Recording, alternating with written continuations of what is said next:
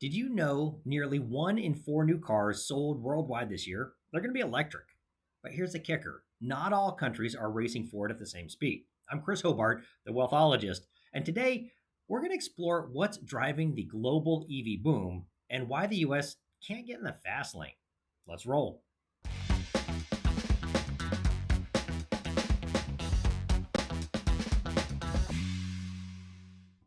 All right, folks, let's talk about the biggest shift in transportation since Henry Ford cranked up the Model T, electric vehicles.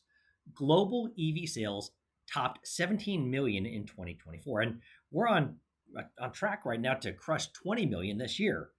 That's nearly 1 in 4 new cars worldwide.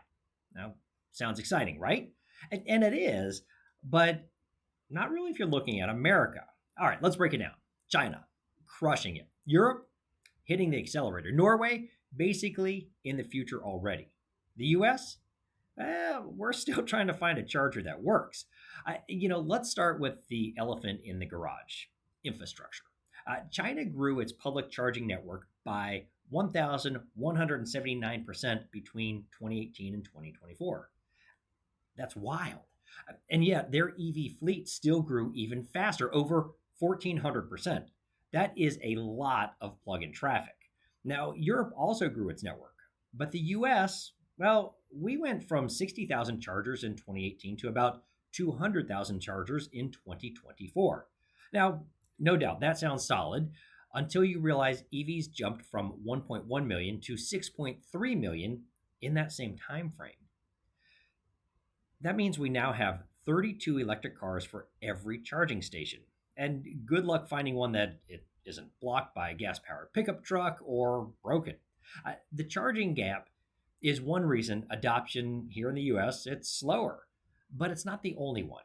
All right, first, let's look globally.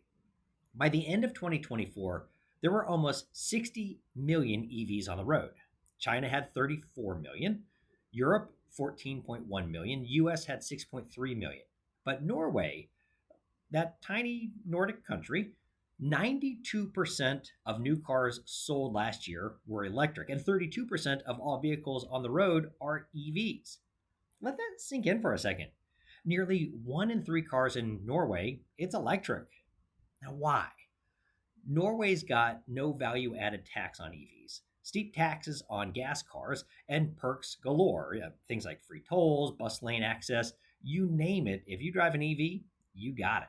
Plus, their grid is 99% wind and water. It's basically an EV utopia. But also, it's not a model that scales real easily, right?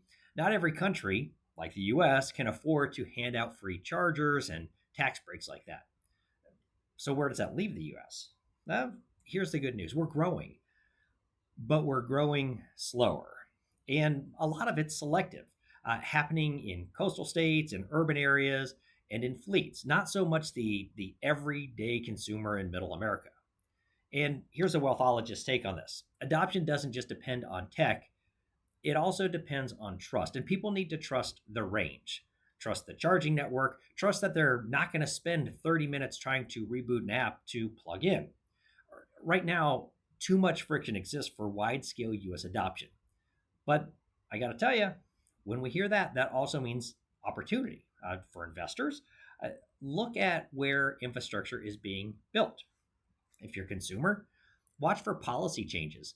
They drive EV demand. For businesses, think about fleets, delivery, service, rideshare. That's where mass EV adoption is already taking hold. So here are some action steps for you. Watch EV policy, not just tech. Government incentives move markets. Stay diversified in clean tech. Don't go all in on one car company. Also, infrastructure, it matters. Charging stations and grid investments are the backbone of the boom. Also, I want you to start thinking globally with this, but invest locally. Some of the biggest EV gains might happen outside the US. All right, it's your turn. Would you buy an EV today, or do you still have range anxiety? From my side, I've actually got both still. I bought an EV, but couldn't give up my gas car just in case. And quite frankly, I'm thankful about that because there are times where I forget to charge and I need that gas car. All right, from you, drop your comment. I want to hear your take. Also, if you learned something new today, give me a like. Also, feel free to subscribe if you want the truth behind the trend from the Wealthologist. And also, share this with someone who still thinks EVs are just a California thing. All right, this is the Wealthologist coming to you live. I'm Chris Hobart. See you next time, and charge up.